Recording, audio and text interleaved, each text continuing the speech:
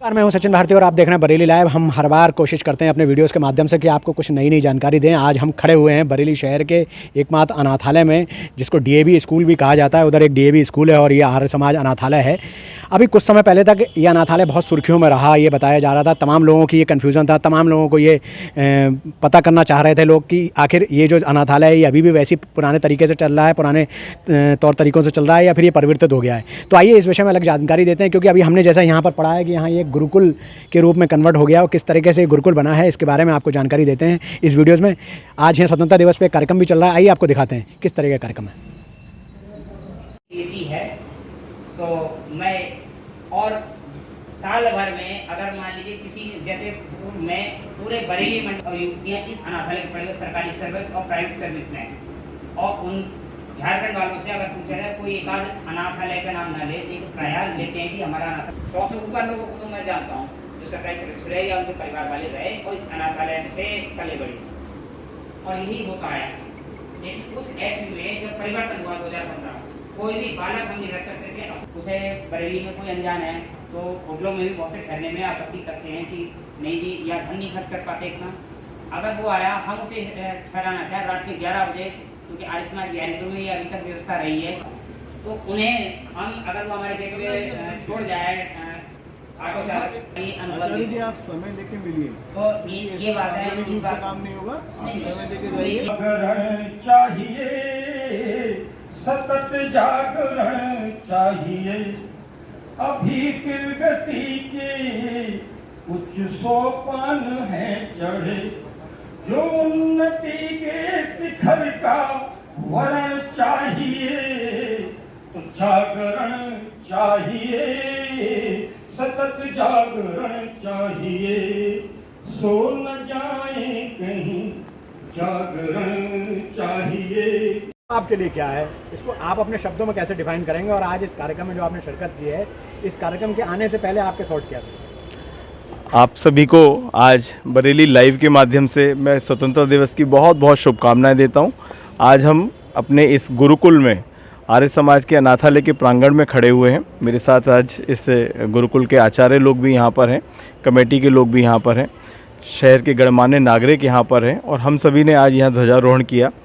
और भारत के लिए इस स्वतंत्रता दिवस के अवसर पर, जैसा आपने कहा है, मेरा ये मानना है कि आज हमारे जो पूर्वज रहे, जिन्होंने आज स्वतंत्रता संग्राम में अपने बलिदान दिए, उनकी वजह से आज हम इस स्वतंत्र देश में, स्वतंत्र हवा में, स्वतंत्र रूप से सांस ले पा रहे हैं, बात कर पा रहे हैं, काम कर पा रहे हैं।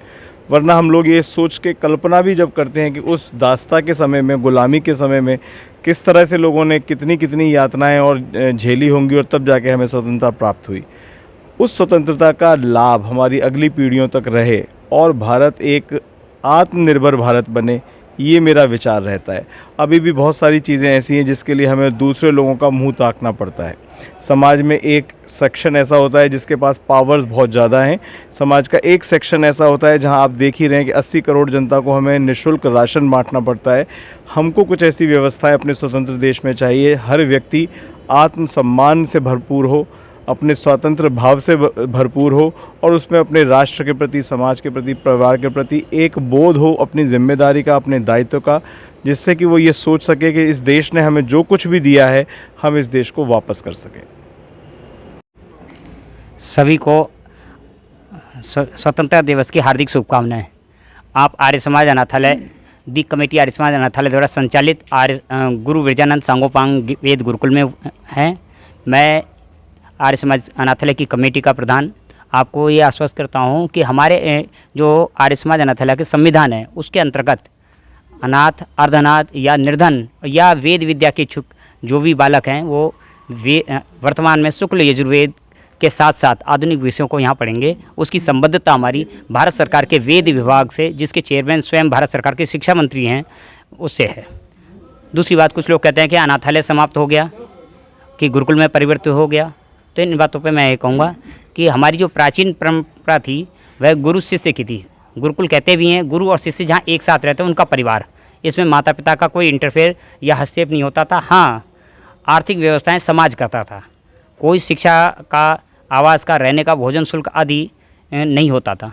वर्तमान में ऐसी व्यवस्थाएं ना के बराबर हैं, और हम चाहते हुए भी अपनी शिक्षा का तंत्र नहीं स्थापित कर पाए हैं। हम ये उधारी की शिक्षा व्यवस्था है जो अंग्रेज़ों की है। कुछ समय बच्चों माता पिता के पास रहते हैं, कुछ समय स्कूल में रहते हैं, जबकि प्राचीन काल की व्यवस्था गुरु और शिष्य जहाँ साथ रहें। मनु महाराज जी की आज्ञा है कि 8 वर्ष से लेकर 12 वर्ष तक के बच्चे को गुरुकुल में भेज देवें, और जो कोई अगर ना भेजे तो राज्य आज्ञा ये है कि राजा उसके माता पिता को कारागार में डाल दे और बच्चा छीन के गुरु के पास बैठा देवे। तो उस व्यवस्था को हम लागू नहीं कर सकते पूरे देश में, लेकिन हाँ, हम सामाजिक लोग जो संस्थाएं हैं हमारी उसको आप प्रयास करें। पूर्व में भी आर्य समाज अनाथालय गुरुकुल चलाता रहा है आज़ादी से पूर्व, और आज़ादी के बाद आर्य विद्या सभा को वो ट्रांसफ़र हो गया था, लेकिन वह उन्होंने बंद कर दिया। वहाँ आज केवल चिन्ह मात्र, केवल कुछ कुएँ रह गए हैं। आर्य समाज गुरुकुल अहिरोला नाम से आज भी प्रांत की आर्य प्रतिनिधि सभा, जो प्रांत पूरे उत्तर प्रदेश के आर्य समाजों का ध्यान रखती है, उसका संवर्धन करती है, उनके पास अंतर्गत रजिस्टर्ड है। लेकिन आज बात आती है दी कमेटी आर्य समाज अनाथालय के गुरुकुल की। इस पे लोग कहते हैं कि अनाथालय बंद कर दिया है। देखिए, हमारी सोसाइटी महर्षि दयानंद जी ने अनाथ निर्धन बच्चों को पालन पोषण के लिए, उन्हें वैदिक शिक्षा देने के लिए और उनमें अपने राष्ट्र के प्रति, अपनी संस्कृति के लिए गौरव जागृत करने के लिए, उसे जानने के लिए ये स्थापित किया था।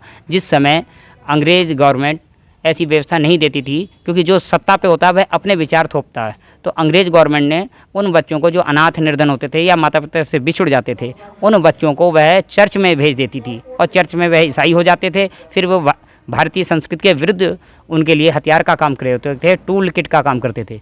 तो आर्य समाज अनाथालय, क्योंकि 2015 के जे एक्ट के अंतर्गत अब बच्चों को धार्मिक शिक्षा नहीं दे सकता था, और किसी बच्चे को स्वयं नहीं ले सकता था। जे एक्ट के अंतर्गत केवल प्रोबेशन अधिकारी या बाल कल्याण समिति के जज ही बच्चों को भेजते थे, और वही उन्हें निकाल सकते थे।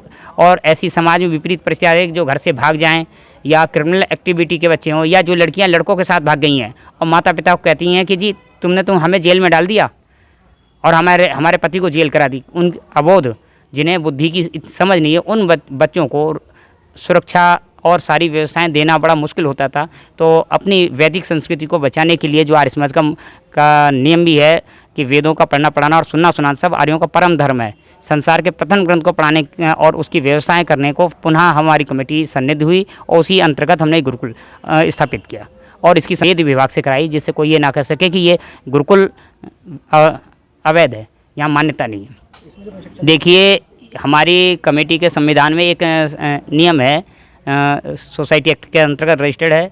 उसमें अगर कोई समाज का पुरुष अपना भी बालक देना चाहता है, वह ये समझता परिवार कि ये बालक वैदिक शिक्षा के साथ आर्य समाज की मान्यताओं के साथ साथ आधुनिक शिक्षा भी प्राप्त करे, तो उसको कमेटी चाहे उससे शुल्क ले या ना ले, जैसा रखना चाहे रख सकती है।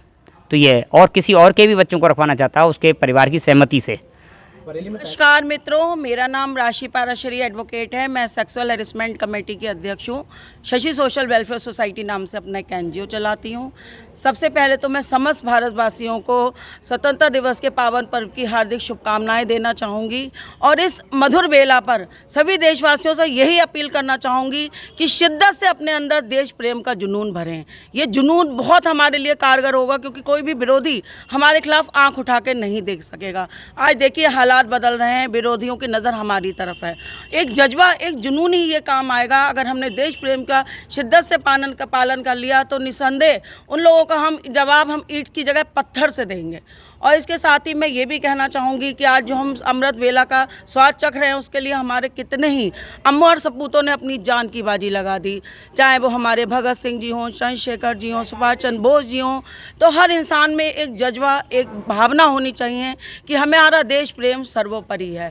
देश के बिना हम कुछ भी नहीं। आज लेकिन बहुत अच्छा लग रहा है, चारों ओर बहुत सुंदर वातावरण है। जैसे हम पहले होली दिवाली मनाते थे, आज उससे कहीं बढ़कर हम इस हर्षोल्लास की स्वतंत्रता दिवस की पावन वेला को मना रहे हैं।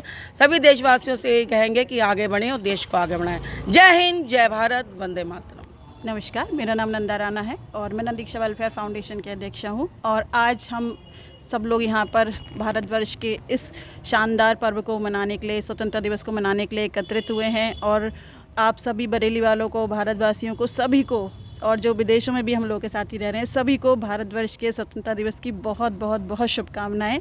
और मैं 4 लाइनें कहूँगी कि कुछ नशा तिरंगे की आन का है, कुछ नशा मातृभूमि के मान का है। हम लहराएंगे हर तरफ, हर जगह इस तिरंगे को, ऐसा नशा ही हिंदुस्तान की शान का है। जय भारत, जय मातृभूमि। मेरा नाम अर्चना सक्सेना है। और मैं बीजेपी की प्रेसिडेंटशिप से हूँ। और आज भारत 15 अगस्त की सभी को बहुत बहुत बधाई। और आशा करती हूँ कि जिस तरह से देश में एकता की, सम्मान की, मान की ज़रूरत है, सभी को एकत्र होना है और सबको एक साथ झंडे का मान रखना है और सनातन धर्म को आगे ले जाना है। अगर हम इस चीज़ को आज नहीं समझेंगे तो शायद फिर हम दोबारा से गुलामी की तरफ चले जाएंगे। इससे अच्छा है कि आज जो हमें स्वतंत्रता प्राप्त है, हमें उसका सदुपयोग करना है। जय हिंद, जय भारत। मैं कुमकुम शर्मा आज सभी को 15 अगस्त की बहुत बहुत शुभकामनाएं देता हूँ। तो आप लोगों ने हमारे वीडियोस के माध्यम से देखा, हमने आपके यहाँ के प्रधान जी से भी बात कराई और उन तमाम लोगों से बात कराई जो आज इस कार्यक्रम में यहाँ मौजूद थे। आज संभवतः आपके उन सभी सवालों को आपका जवाब मिल गया होगा, आपकी वो सारी शुदाएँ शांत हो गई होंगी, वो सारी की सारी सोच, वो सारे सवालों का जवाब आपको मिल चुका होगा कि आखिर ये आर्य समाज अनाथालय अभी भी उसी प्रारूप में है या फिर ये बदल चुका है, बदल कर गुरुकुल की तब्दील ले चुका है, जैसे कि प्रधान जी ने बताया। तो आप लोग भी यहाँ आ सकते हैं, इससे जुड़ सकते हैं और यहाँ पर लोग जुड़े हुए जो कमेटी है उसका सहयोग भी कर सकते हैं। फिलहाल हमसे बने रहने के लिए, जुड़े रहने के लिए बहुत बहुत धन्यवाद, बहुत बहुत आभार।